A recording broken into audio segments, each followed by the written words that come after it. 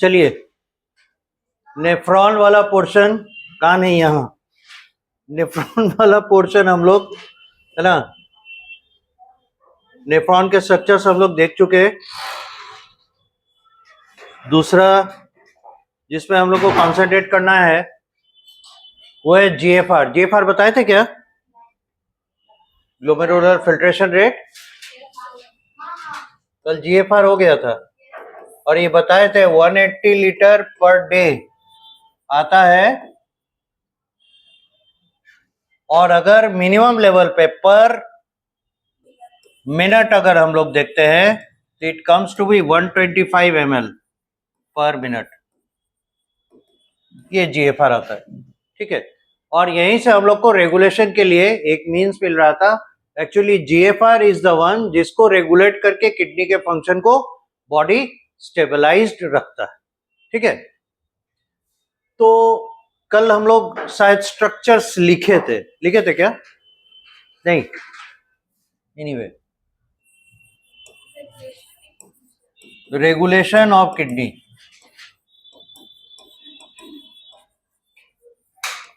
कौन कौन से इसमें फैक्टर्स होंगे जो किडनी रेगुलेशन करेगा? एक है ऑस्मो रिसेप्टर्स। हाँ लिखे हैं, आज उसको हम लोग एक्सप्लेन करेंगे। एक है ऑस्मो रिसेप्टर, एक है हाइपोथैलेमस, कल ही से आगे बढ़ रहे हैं, हाइपोथैलेमस। एक है एड्रिनल कॉर्टेक्स, एक है JGA, ये है जक्स्टा ग्लोमेरुलर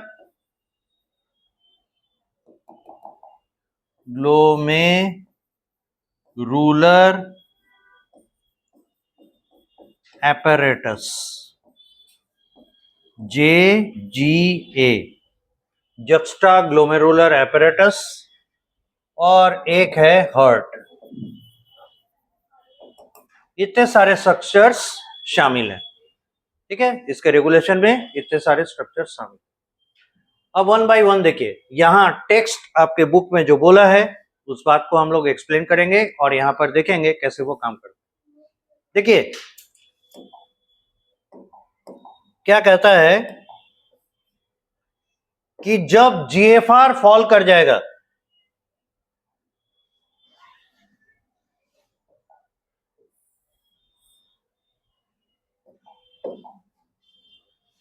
जीएफआर जब रिड्यूस होगा, यानी फिल्ट्रेशन रेट घट जाएगा। फिल्ट्रेशन रेट घट जाएगा तो जो इसके फिल्ट्रेट बनने का रेट है, यानी कि फिल्ट्रेट बनने का रेट घट रहा है, तो आप सीधे तौर पे कर सकते हैं कि किडनी फिल्ट्रेशन कम कर रहा है।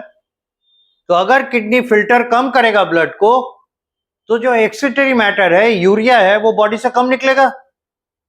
जितने भी हमारे बॉडी में बनने वाले एक्सिटरी वेस्ट है उसमें सबसे ज्यादा डेंजरस या टॉक्सिक यूरिया है, क्योंकि ये बहुत ज्यादा ऑस्मोटिक बैलेंस डिस्टर्ब करता है। तो एक्सेसिव यूरिया होना नहीं चाहिए। ठीक है, एक लिमिट है, उस लिमिट के बियॉन्ड यूरिया होना नहीं चाहिए। इस यूरिया को बॉडी से बाहर निकालना है। तो अगर रेट ऑफ फिल्ट्रेशन फॉल करेगा, यूरिया का स्टैग्नेंसी बॉडी में बढ़ेगा, यूरिया बॉडी में रुकने लगेगा। ठीक है, और दिक्कतें वहीं से शुरू होंगी। तो इसको सेंस कैसे करेंगे? इसका रूट कॉज क्या होगा? ग्लोमेरुलर फिल्ट्रेशन रेट का फॉल कर जाना, यही रूट कॉज है।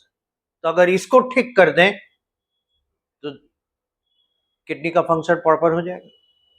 ठीक है, तो ऐसा इवेंट, ऐसा कंडीशन जब ग्लोमेरुलर फिल्ट्रेशन रेट फॉल करेगा, जब ग्लोमेरुलर फिल्ट्रेशन रेट फॉल करेगा, तो इसको सेंस करेगा कौन? Osmotic receptors. ये ऑस्मोटिक रिसेप्टर द्वारा सेंस किया जाएगा।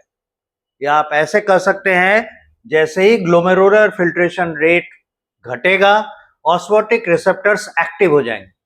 तो हम दिखा सकते हैं फॉल किया हुआ ग्लोमेरुलर फिल्ट्रेशन रेट एक्टिवेट कर रहा है किसको? ऑस्मोटिक रिसेप्टर्स को। अब ये है क्या?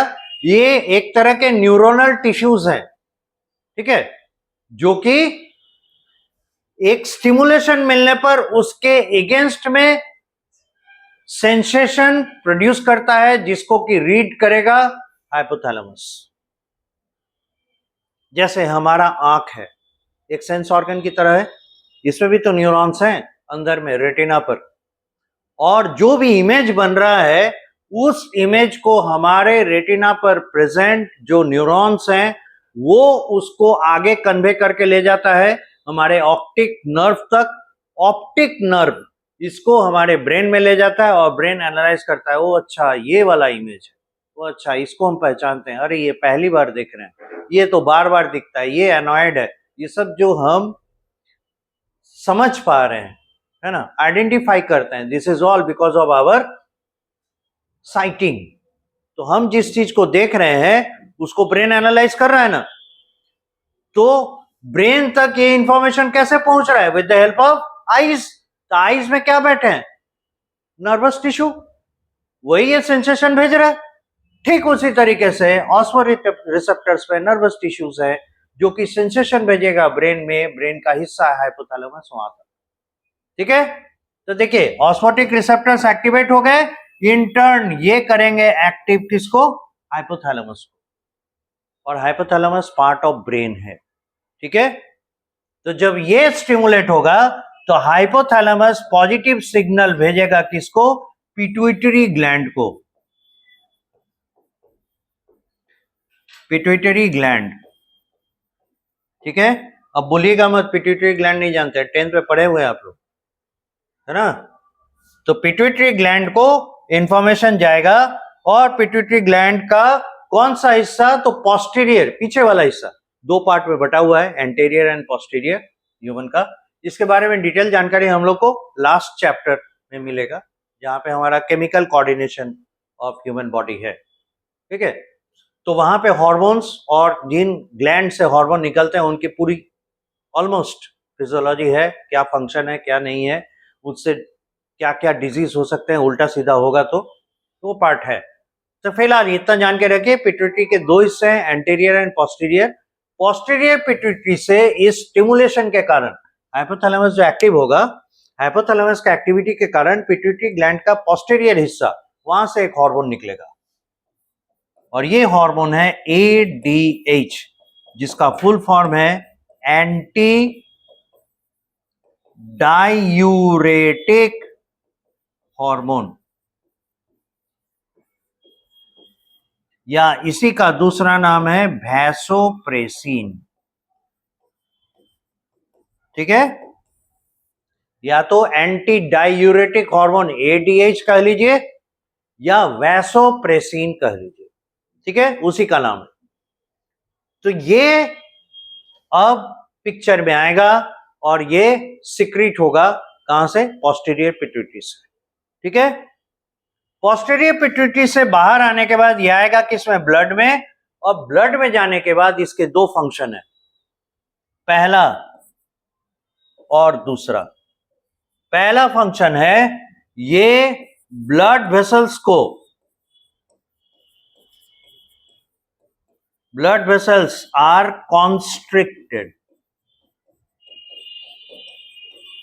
कॉन्स्ट्रिक्ट करना मतलब उसके एरिया को कम कर देना, उसको सिकुड़ देना, उसको कॉन्ट्रैक्ट करना कराना, दैट इज कॉन्स्ट्रिक्शन। तो ये ब्लड वेसल्स को कॉन्स्ट्रिक्ट करा देता है, कॉन्ट्रैक्ट करा देता है। मतलब वही जैसे पाइप से पानी जा रहा है, आप जगह छोटा कर दिए, पानी दूर तक जाएगा। ठीक उसी तरीके से जब ब्लड के पास करने का रास्ता छोटा हो गया, ल्यूमेन का साइज छोटा हो गया, ब्लड प्रेशर बढ़ेगा, ठीक। तो इससे क्या होगा? ब्लड प्रेशर एनहांस होगा, इंक्रीज करेगा, और इस बढ़े हुए ब्लड प्रेशर के कारण GFR नॉर्मल हो जाएगा। ब्लड प्रेशर बढ़ने के कारण GFR नॉर्मल हो जाएगा। दूसरा एक्शन, सिर्फ इतने से अगर बात नहीं बना तो सेकंड एक्शन है इसका on DCT and collecting duct, DCT and collecting duct, book में इसको लिखा है latter part of the tubules. तो बाद का पार्ट, बाद का हिस्सा कौन है? डीसीटी, डिस्टल पार्ट ही ना दूर का है, बाद का है। तो इनडायरेक्ट वे में वो कह रहा है, वो डीसीटी और कलेक्टिंग डक्ट का नाम ले रहा है। यहां से आप देखे ही होंगे जो डायग्राम था, सोडियम क्लोराइड और वाटर का रीअब्जॉर्प्शन हो रहा है।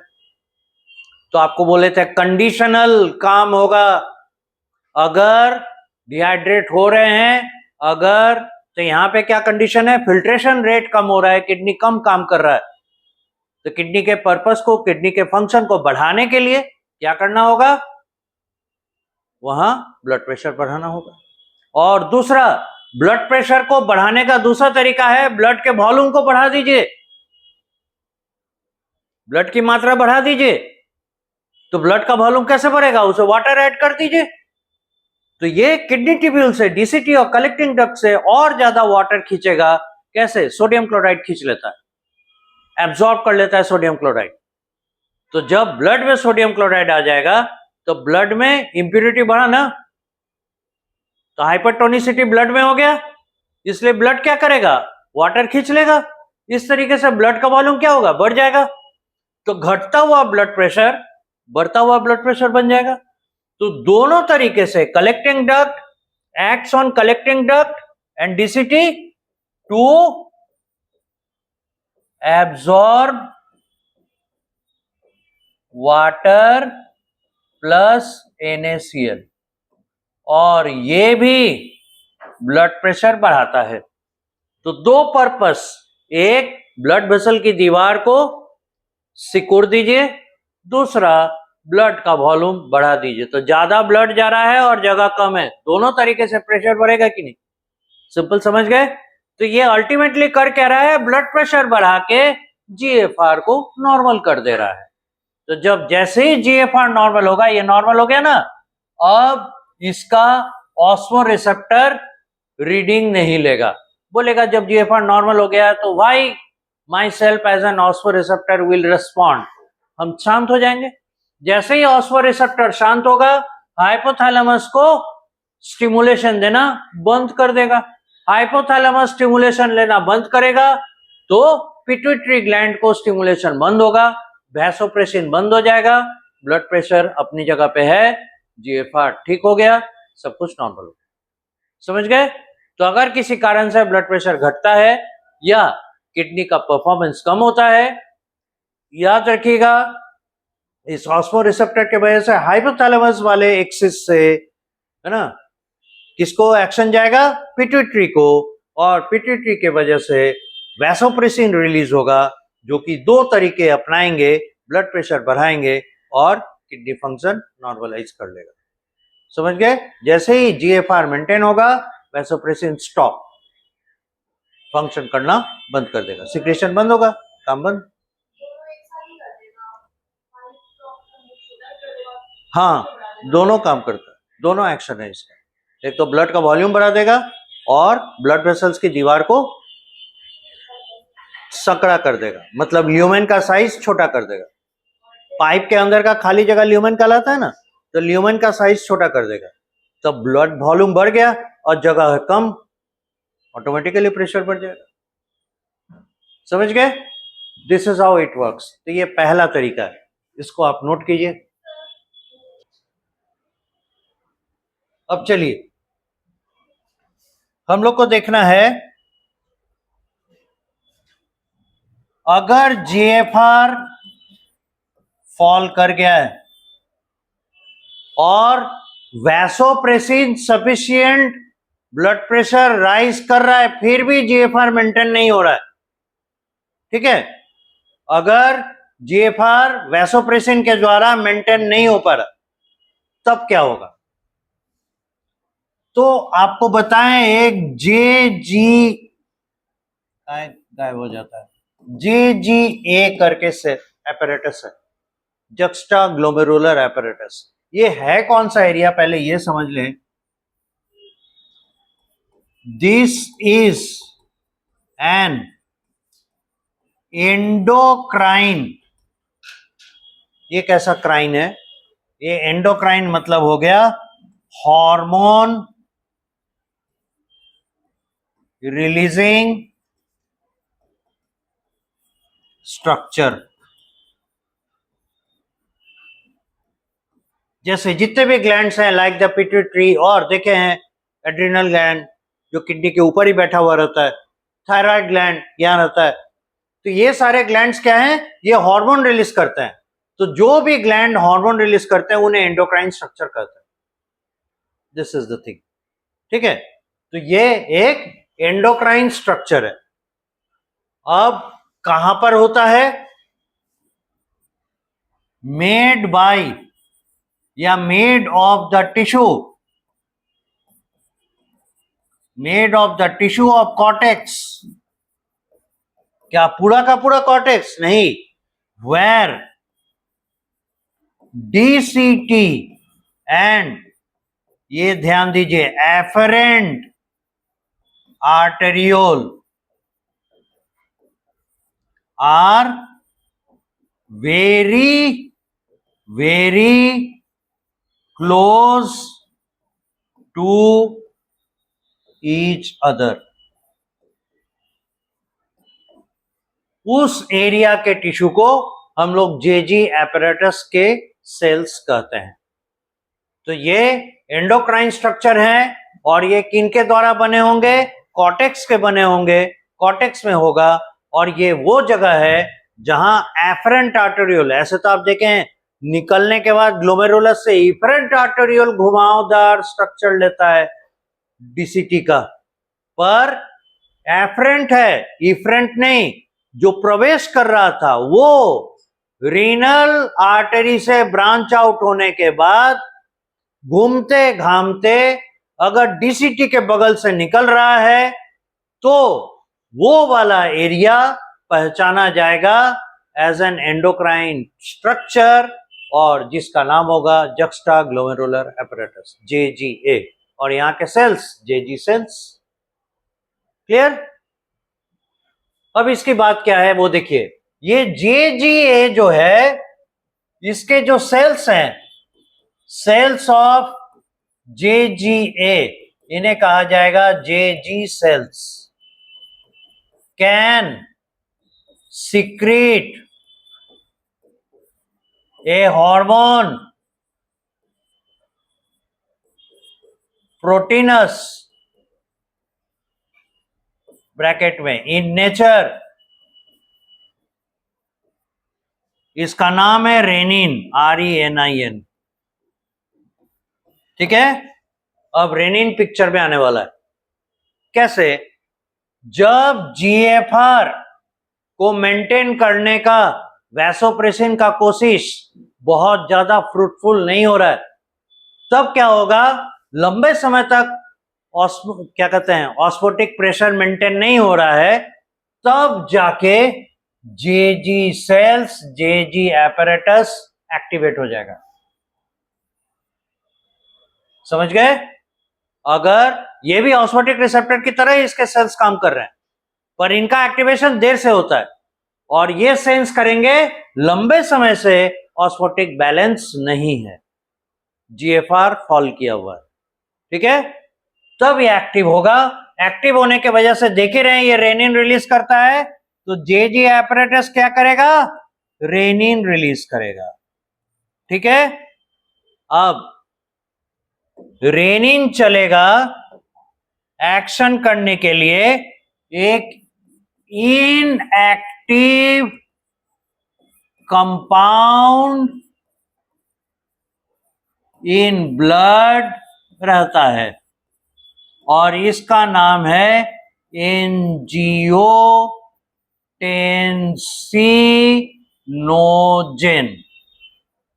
ठीक है, एक ब्लड में घूमने वाला इनएक्टिव कंपाउंड है, इसका नाम है एंजियोटेंसिनोजेन। तो जैसे ही रेनिन हरकत में आएगा, रिलीज होगा, आई मीन ये एक्शन करेगा एंजियोटेंसिनोजन पर और इसको कन्वर्ट करेगा एंजियोटेंसिन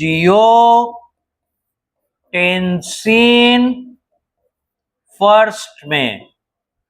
एंजियोटेंसिनोजन से प्रोड्यूस होगा एंजियोटेंसिन फर्स्ट, फिर एंजियोटेंसिन फर्स्ट पे रेनिन एक्शन करेगा और इसको कन्वर्ट करेगा angiotensin second. Now this is active compound.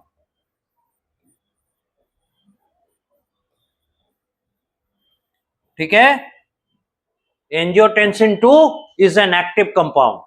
तो जैसे आप देखे हैं क्या बोलते हैं वैसोप्रेसिन का डुअल एक्शन, उसी तरह इसका भी डुअल एक्शन है। एक ये चलेगा glomerular blood vessel and other vessels, other blood vessels, इस पे एक्शन करेगा और प्रोड्यूस करेगा, प्रोड्यूसेस वैसोकॉन्स्ट्रिक्शन।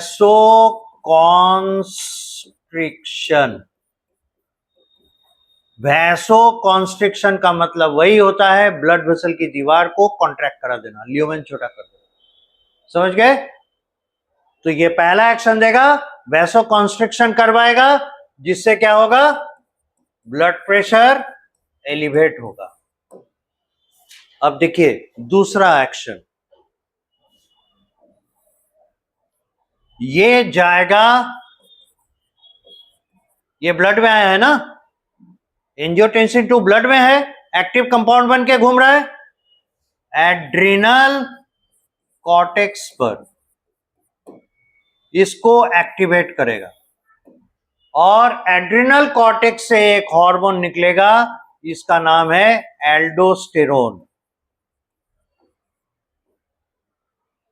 इसका नाम है एल्डोस्टेरोन और ये बहुत ही पावरफुल सोडियम एब्जॉर्बर है, मिनरल एब्जॉर्बर है, ये मिनरलोकॉर्टिकॉइड इसका नाम है।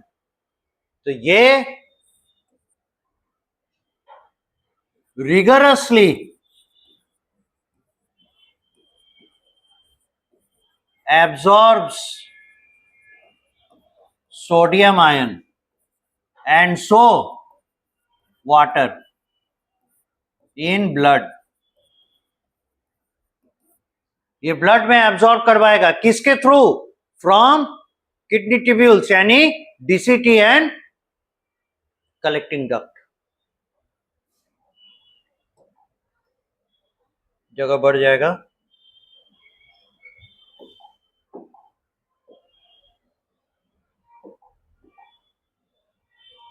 from DCT and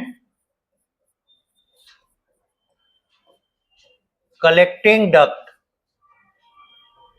बहुत ही पावरफुल तरीके से वहां से सोडियम और वाटर का रीएब्जॉर्प्शन करवाएगा। तो अगर वैसा होगा तो ब्लड में भी वॉल्यूम बहुत तेजी से बढ़ेगा। ठीक है, नतीजा क्या होगा? ये रीइंफोर्स करेगा, रीइंफोर्सेस हाई ब्लड प्रेशर और इससे क्या होगा? जीएफआर मेंटेन हो जाए। अब आप सोच रहे होंगे जीएफआर जैसे ही मेंटेन होगा वहां जेजी एपरेटस को नेगेटिव सिग्नल जाना चाहिए? नहीं होगा, ये चलता ही जाता है, चलता ही जाता है। तब इसको रोकने के लिए कौन आएगा? तो जब ब्लड प्रेशर बहुत बढ़ जाएगा तब एक्टिव होगा कौन? हार्ट। हार्ट का वो एरिया जो एट्रिया है और इसमें ब्लड बॉडी पार्ट से ड्रेन हो रहा है, कहां पर? राइट या left? Right atria. Body part से ब्लड किस में आता है? राइट एट्रिया में। और राइट एट्रिया में कौन सा ट्यूब है, कौन सा चैनल है जो बॉडी पार्ट से ब्लड को ला कर देता है, उसका नाम vena cava. Superior inferior vena cava था ना, वेना कावा। तो वेना कावा पर बहुत प्रेशर पड़ेगा, बहुत फोर्स के साथ, बहुत प्रेशर के साथ ब्लड अब एट्रिया में आने लगा। इसके वजह से एट्रिया बोलेगा अरे हम तो डैमेज हो जाएंगे, रेनिन रुक नहीं रहा है, ये ब्लड प्रेशर बहुत बढ़ा दिया।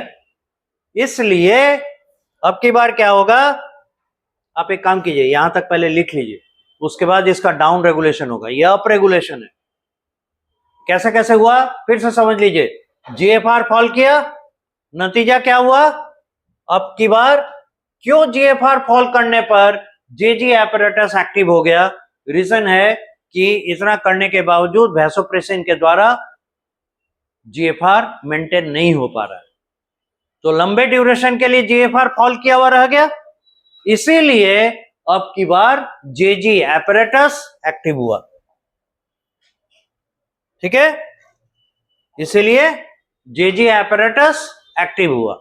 तो उसका जेजी सेल्स जो है, जो एंडोक्राइन सेल है, वो रिलीज करने लगा हार्मोन रेनिन, और रेनिन का ये सब किया धरा है।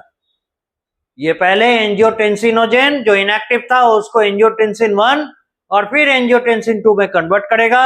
अब ये एंजियोटेंसिन 2 हाईली एक्टिव कंपाउंड है, ये एड्रिनल कॉर्टेक्स को एक तरफ से पॉजिटिव सिग्नल देगा और दूसरी तरफ ब्लड वेसल में वैसोकंस्ट्रिक्शन कराएगा। तो एड्रिनल कॉर्टेक्स के वजह से जो एल्डोस्टेरोन आएगा, बड़े पावरफुल और फायर्स तरीके से सोडियम आयन का रीएब्जॉर्प्शन किडनी ट्यूब्यूल से करवाएगा। कहां? बीसीटी एंड कलेक्टिंग डक्ट, वही जगह है जो रेगुलेट करने के लिए काम में आता है, पिछली क्लास में बताया है ना। तो इस वजह से क्या होगा, बहुत तेजी से ब्लड प्रेशर बढ़ेगा और जीएफआर अब की बार मेंटेन होकर रह जाएगा, ठीक है। लेकिन हाई ब्लड प्रेशर हार्ट के लिए बुरा होगा, इसलिए क्या होगा, हार्ट अब इसको कंट्रोल करने की कोशिश करेगा। तो ये अप रेगुलेशन है। डाउन रेगुलेशन कैसे होगा, इसके बाद का पार्ट यहां तक नोट कीजिए। अगर ये स्थिति रहेगा फिर 12 पे क्या होगा, तो लंबा चौड़ा रेगुलेशन आएगा। अब देखिए,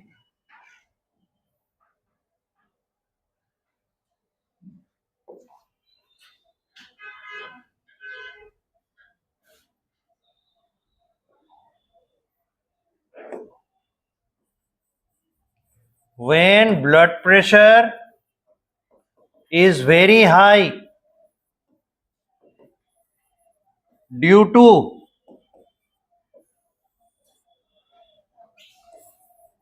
renin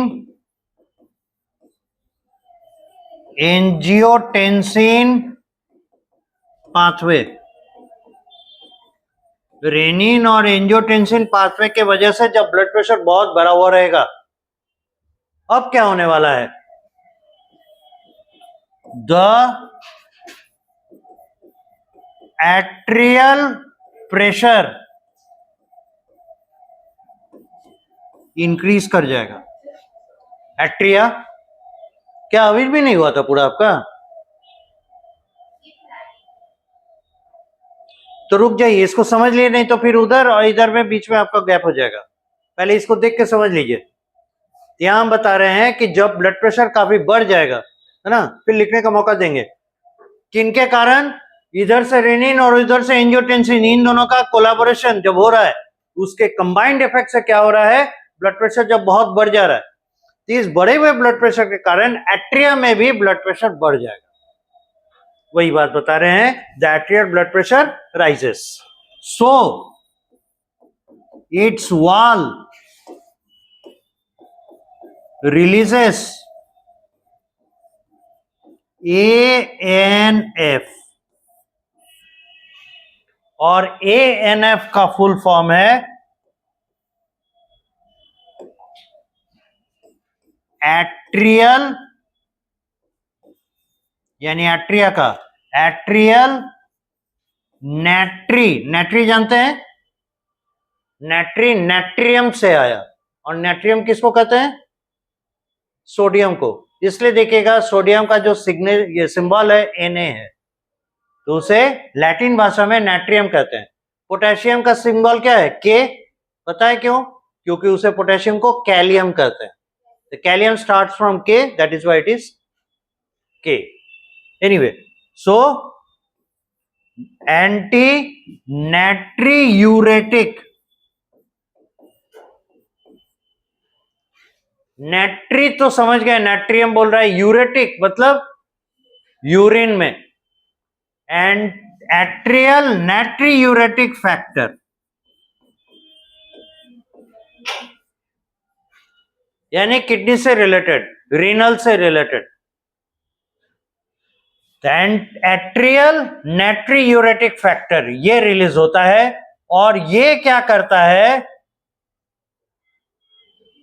जेजी सेल्स को इनहिबिट करता है, डाउन रेगुलेट कर रहा है, नेगेटिव। जैसे ही जेजी सेल्स को डाउन रेगुलेट करेगा मतलब उसको बोलेगा तुम थम जाओ, तो नेचुरली क्या होगा? रेनिन प्रोडक्शन घट जाएगा, बंद हो जाएगा, धीरे धीरे करते करते। जैसे ही रेनिन प्रोडक्शन बंद होगा, एंजियोटेंसिन 2 बनना बंद होगा, क्योंकि वही रेनिन है ना एंजियोटेंसिनोजेन को एंजियोटेंसिन 2 में फाइनली बदल रहा था। तो एंजियोटेंसिन 2 बंद हो जाएगा बनना, और जैसे ये बंद होगा ये सारा रेगुलेशन, ब्लड प्रेशर बढ़ाने वाला हिसाब किताब बंद। 1 सेकेंड में सारा कुछ सही कर दिया। This is what. जैसे ही ब्लड प्रेशर बहुत लंबे समय तक बढ़ा हुआ रहेगा, एट्रिया के अंदर ब्लड प्रेशर बढ़ेगा, तो उसका वॉल फील करेगा कि बीपी बढ़ा हुआ है, मतलब ज्यादा कंपैरेटिवली प्रेशर के साथ ब्लड आ रहा है, इट में डैमेज भी। तब उसके वॉल द्वारा एक हार्मोन ही है ये, है ना, एक हार्मोन रिलीज किया जाएगा, ये प्रोटीनस हार्मोन है और इसका नाम है एट्रियल नाट्रियूरेटिक फैक्टर। ठीक है, और ये अगेंस्ट में काम करेगा रेनिन का, इसलिए इसको एंटागोनिस्ट टू रेनिन कहते हैं, उल्टा काम करने वाला, रेनिन के ऑपोजिट पे काम करने वाला। एगोनिस्ट मतलब उसके समर्थन में काम करना, और एंटागोनिस्ट मतलब उसके विपक्ष पे काम करना। ठीक है, तो ये रेनिन एगोनिस्ट नहीं है, रेनिन एंटागोनिस्ट है।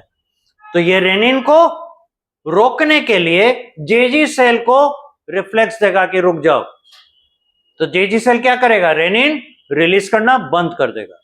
जैसे ही रेनिन रिलीज करना बंद करेगा क्या होगा? ये सारा activity stop. This is so simple, है कि नहीं? तो अब आप इत्मीनान से इसको पूरा कर लीजिए, जहां भी जो छूटा है वो देख लीजिए।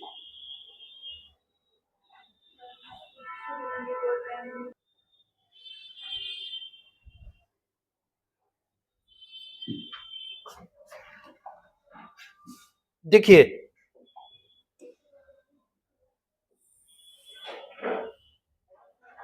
क्या दिया हुआ है? ओ, ये ऊपर में आ गया।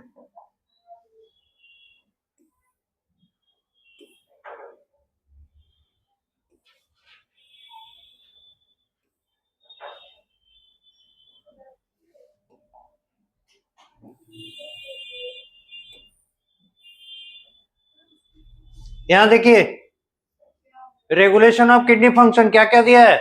ये फीडबैक मैकेनिज्म काम करता है, उसके बेसिस पे चलता है। यहां देखिए ध्यान, ऑस्मोरिसेप्टर्स के बारे में बोला है,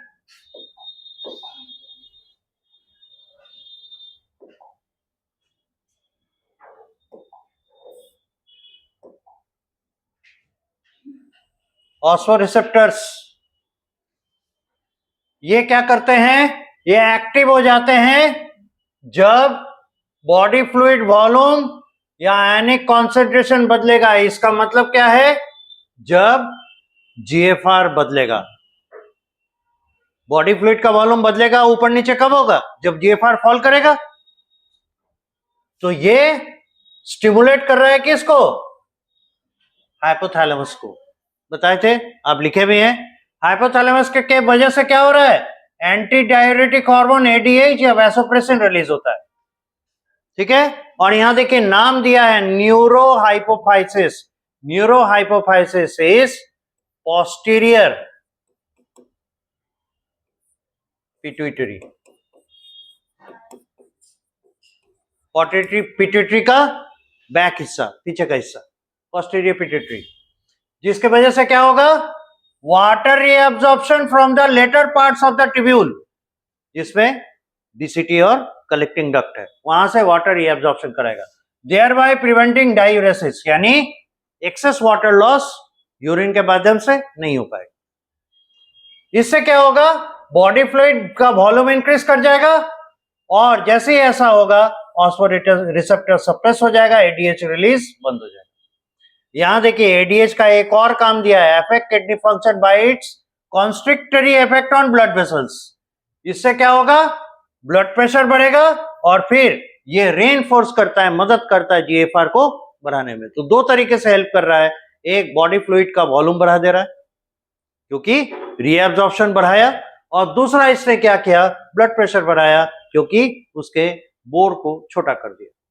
दूसरा है function JGA, JG apparatus, juxtaglomerular apparatus का।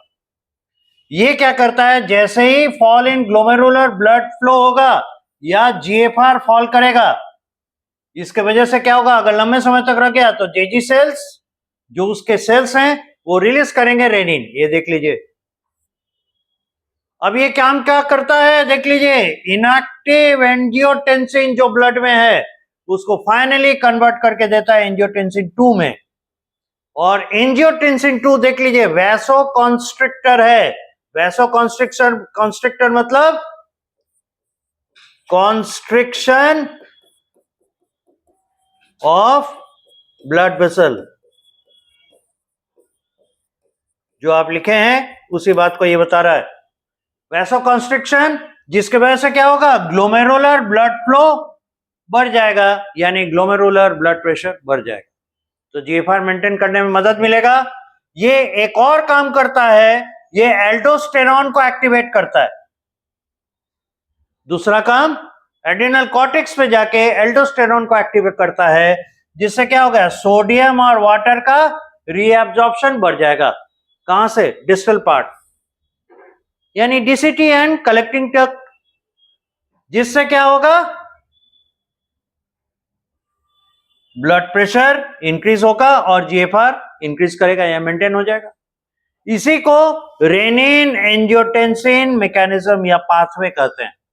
अब देखिए एक लाइन में इसको निपटाया है, कहता है अगर ब्लड फ्लो बढ़ गया तो एट्रिया ऑफ हार्ट क्या करेगा, एएनएफ रिलीज करेगा, एट्रियल नाइट्रियूरेटिक फैक्टर, एएनएफ, एक प्रोटीन है, हार्मोन की तरह काम कर रहा है, और ये करेगा वैसोडाइलेशन, और दूसरा डिक्रीज करेगा ब्लड प्रेशर, और ये बात यहां उतना नहीं बोला है, ये डाउन रेगुलेट करेगा जेजी एपरेटस को, जिससे रेनिन सिक्रेशन बंद होगा, और रेनिन का ब्लड में लाइफ 2 से 3 घंटे हार्डली होते हैं, तो जितना है धीरे धीरे ऑटो डिग्रेडेशन से, सेल्फ डिग्रेडेशन से बचा हुआ रेनिन जो अब फर्दर आ नहीं रहा है, और जो बचा हुआ रेनिन है वो तेजी से खत्म होने लगेगा। जब वो खत्म होगा तो एंजियोटेंसिन 2 का भी बनना बंद हो जाएगा और सब कुछ नॉर्मलाइज हो जाएगा। समझ में आ गया, this is how it works. अब हम लोग को देखना है micturition.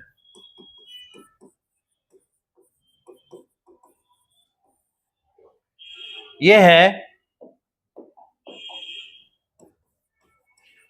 Process of passing of urine, ये है process of passing of urine. तो ये रहा यूरिनरी ब्लैडर,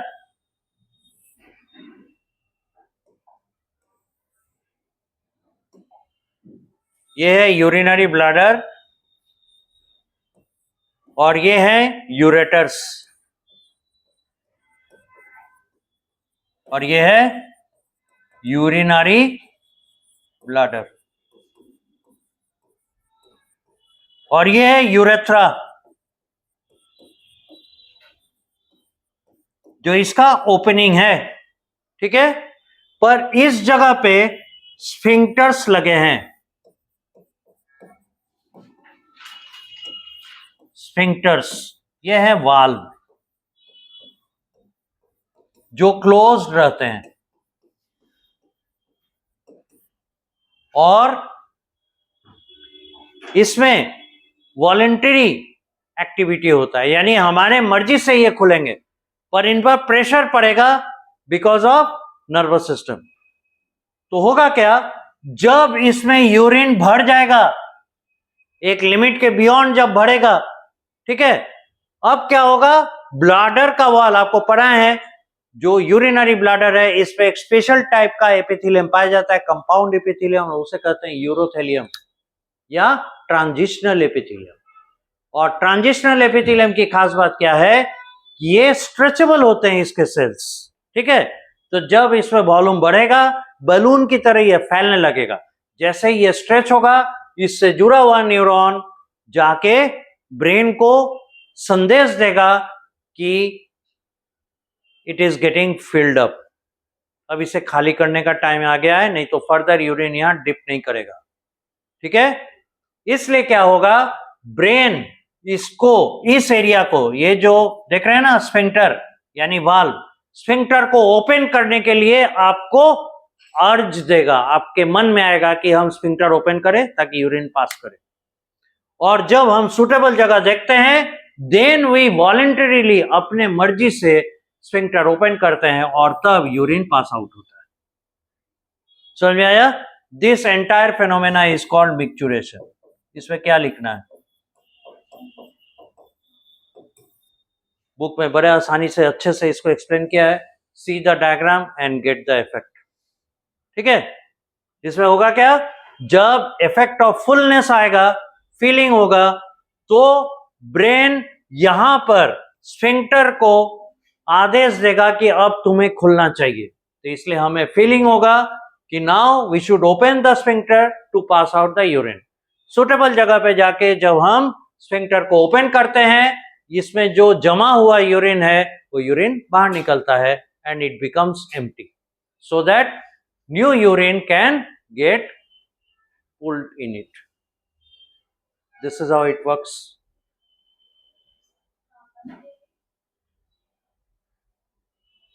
इस तरह से ये काम करता है।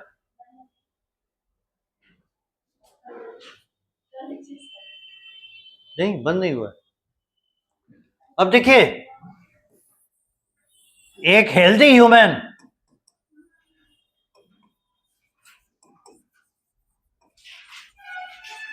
passes 1 liter to 1.5 liter or 2 liter of urine per day, और इससे वो 20 से लेके 30 gram of urea daily pass out करता है।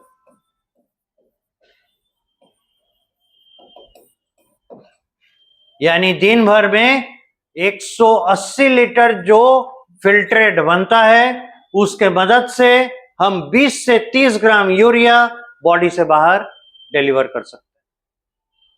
समझ में आ गया?